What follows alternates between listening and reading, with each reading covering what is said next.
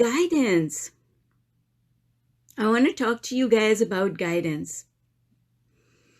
Yesterday, I had an amazing call with a coaching call with someone who is part of this group. And after the call, I had this aha moment because I was trying to get this beautiful soul to kind of go in one direction, but they kept going this way. And I'd try and bring them here, and they kept going here. And after the call, I had this aha moment. Thought popped into my head.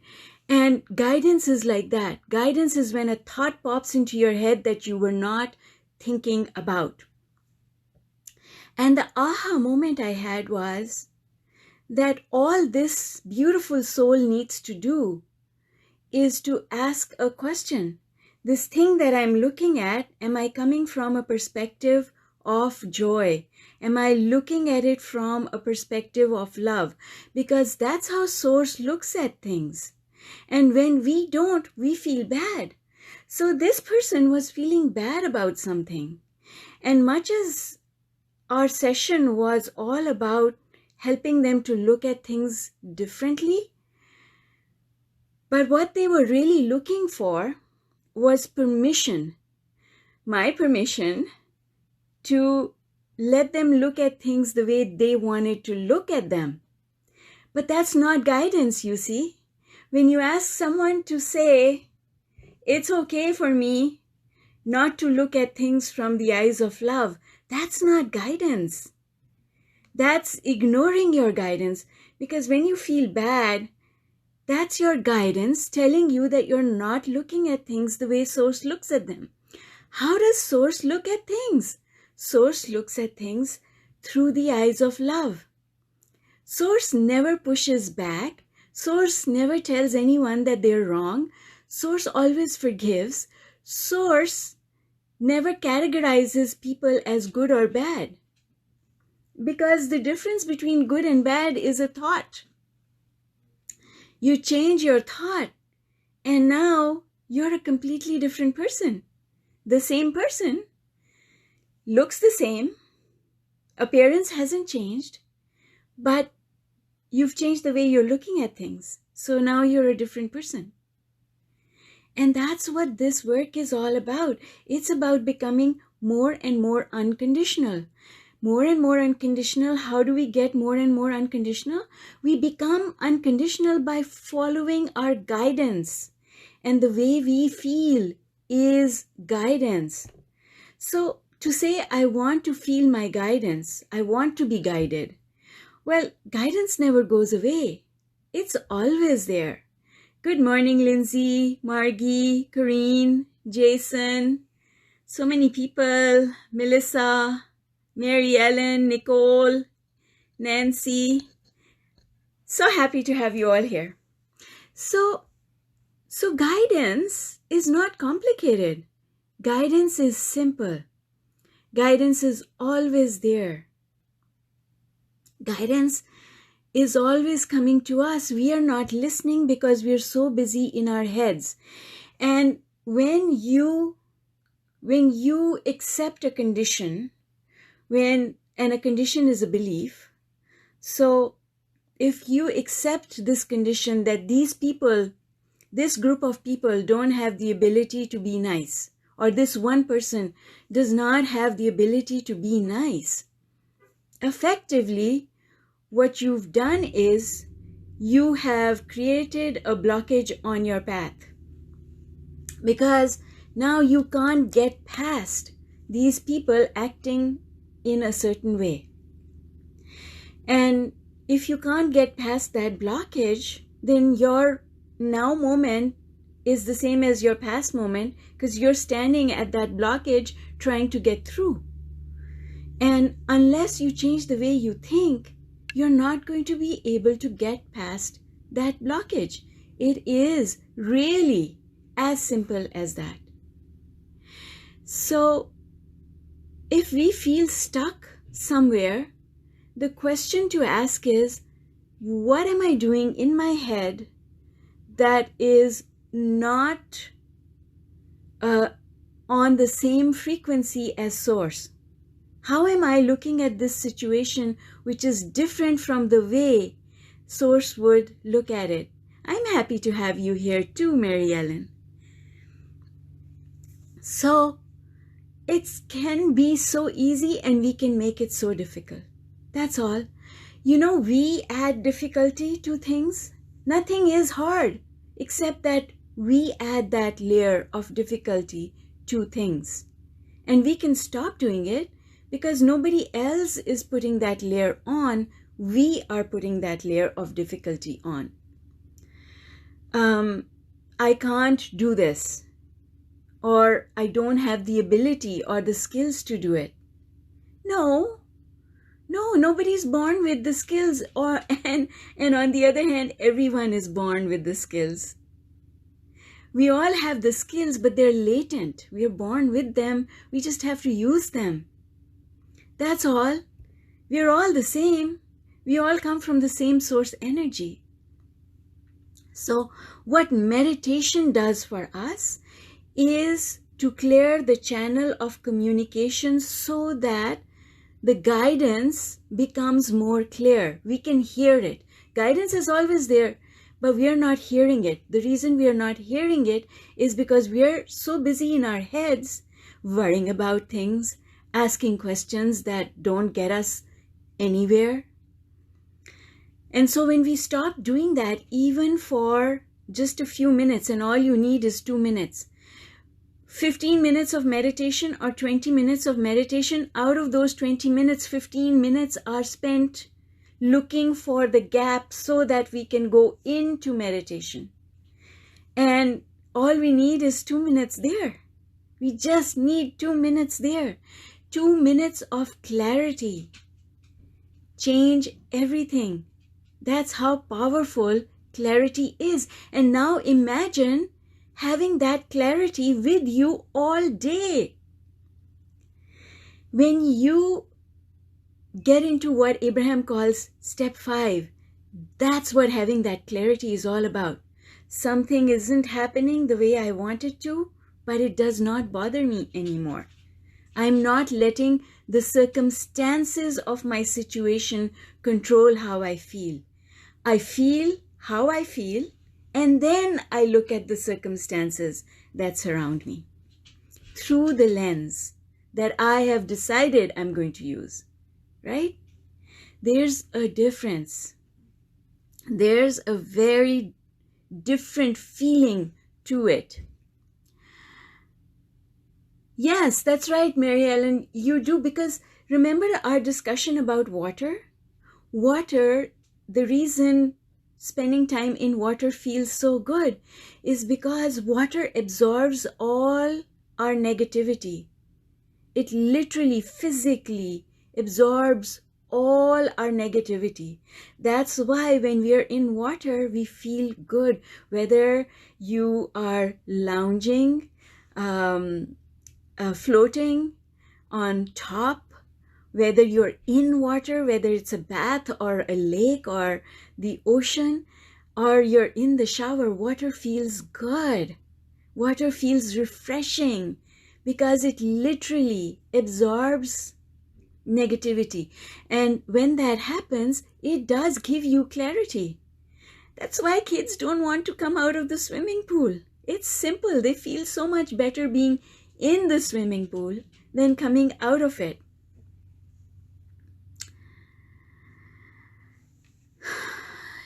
Automatic writing, Margie. Yes, when you do automatic writing, it's not you doing the writing, you're flowing. And when you're flowing, then what you're doing is you're allowing that guidance to show up in your writing. That's how I write my books. I don't write them. And a lot of times if you ask me what's in a book, I don't remember. I don't remember exactly because I didn't think it.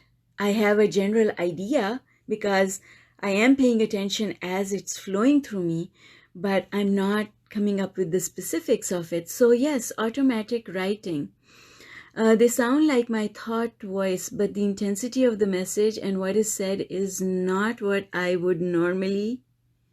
Well, the thing is, if you start paying attention, you will become more aware of the difference between your own thought and guidance.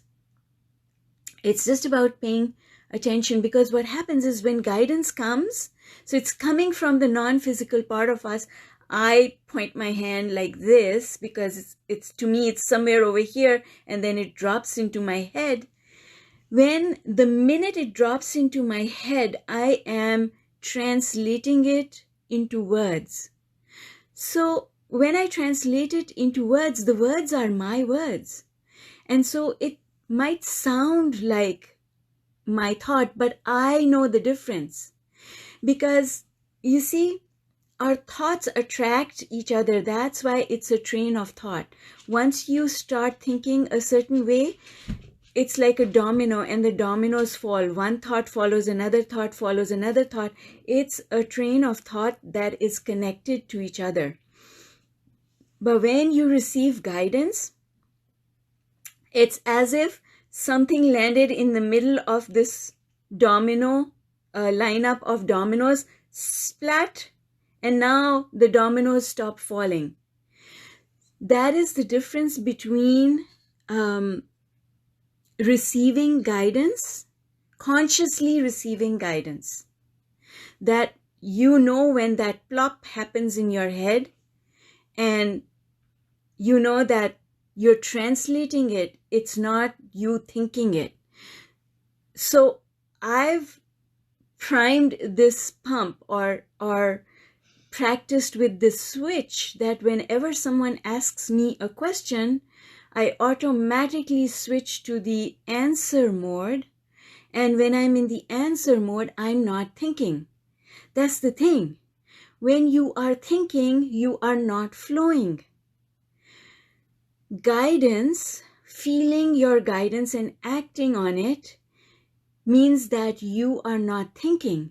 This is what I teach in the Heart and Mind Alignment Program, is that our thoughts are what get in the way. If our thoughts did not block it, our guidance would come through, and it would be clear guidance with clear words. Yes, Melissa, thank you for sharing. Hi, Moni. Yes, so you will, if you just pay attention. So I started by paying attention. And it started with me knowing, first of all, me accepting. So we have to accept a thought in order to make it into a belief. So the first step was my acceptance of the fact that I have a sixth sense and that guidance is coming to me. And then I made a conscious decision to start noticing my guidance. And third, and I remember exactly when, the day that I did that, I remember that day. And I remember what happened next, because it was impactful. And it was before I started this whole journey with Law of Attraction and teaching. I was walking with my daughter, you could say in a mall, and I saw a dress for my daughter. Her birthday was coming up. And I admired the dress, and a thought popped into my head that said, you should get this. And then my logic came into play, and my logic said, no, don't really need to get it just now. Besides, I want to surprise her, and she's right here with me, and I don't want to buy a birthday dress. I think she was maybe 4 or 5 at that time. I don't want to buy a dress for her birthday right now. And then the voice in my head said, no, you should buy this dress. I didn't listen to the noise. I kept walking. And after a little while, I felt a pull towards that dress. No, I should go back and get it. Well, guess what? I went back and the dress was gone. Somebody had already got it. And then when I went further down a couple of stores, I saw that dress again, and it was more expensive than the dress that and now I'm beating up on myself. And I remember making this decision. I made a decision in that moment of time. And the decision was, next time the voice in my head says, do something, I'm going to do it. So that was making the decision that the voice inside knows better and I should pay attention to it. And I just remember that event, and after that I started paying attention to when that voice was popping into my head and what that voice was saying to me, without interfering with it with my thoughts. And the way I thought about it was to say to myself, if my intuition is saying something to me, there's a reason for it. And I don't need to find the reason. You see, when we start looking for the reason, what happens is our logic comes into play. And when our logic comes into play, that's us thinking. And we always think in terms of the limited number of facts that we are aware of, because we're not aware of everything, but our intuition is. And then as a researcher, I became someone who relied more on my intuition about something as opposed to the facts that I could see. And that is what made me a superior analyst, because I did not rely on my logic, I relied on my intuition. Isn't that interesting? Analysis, which is supposed to come completely from logic, I let it come from, not from the voice of logic, but from the voice of intuition. And so I practiced it a lot.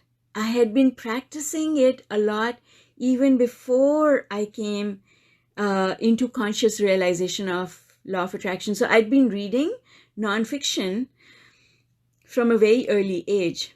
My first nonfiction book was given to me by one of my professors at university. And don't know why he did that, but he did. And it just started me off on reading philosophy and stuff like that. So you train your intuition, you train yourself. That's the point I'm trying to make here. You train yourself to pay attention to the intuition that you already have. You already have it. Just start paying attention to it. Good, Margie. I'm glad that you know the difference between it. That's right, Jason. It is about trusting yourself. It's about trusting the bigger part of you. Because where's the intuition coming from? It is also coming from you. Because you are part of source. And so that intuition is not coming from someone else. It is coming from you. That's right. Well, Margie, there is something to be said about that, because the intuition that we feel, we always have intuition, but our ability to translate our intuition depends on where we are on the emotional scale. So the pure voice of intuition, the pure guidance, being able to hear all of it, that ability to hear all of it comes at the top of the emotional scale. When you're low down on the emotional scale, your ability to hear all of it is not full. It's not fully open. But some of it gets through. And all you need to do is to act on that little bit that's coming through. Because when you act on that little bit that is coming through over here, you go one step up on the emotional scale. And then more comes. And when more comes and you pay attention, then even more comes. and even more comes, and even more comes, and even more comes, and pretty soon you're over here, and now you have full access. The other thing that happens is receiving becomes like a switch. It's like a switch, just like turning the light on in a room. As easy as that. And you can put yourself in that allowing mode, open to receiving the answer just by flipping that switch, just by telling yourself, I'm open to allowing. This is what Esther does in order to receive Abraham. She puts herself in the allowing mode. This is what I do. This is why I ask you to ask me questions, because when somebody asks me a question, I flip the switch automatically. But you can switch, you can flip that switch on demand once you have it primed enough. So receiving guidance and then interpreting guidance and then acting on that guidance is a process that can be learned.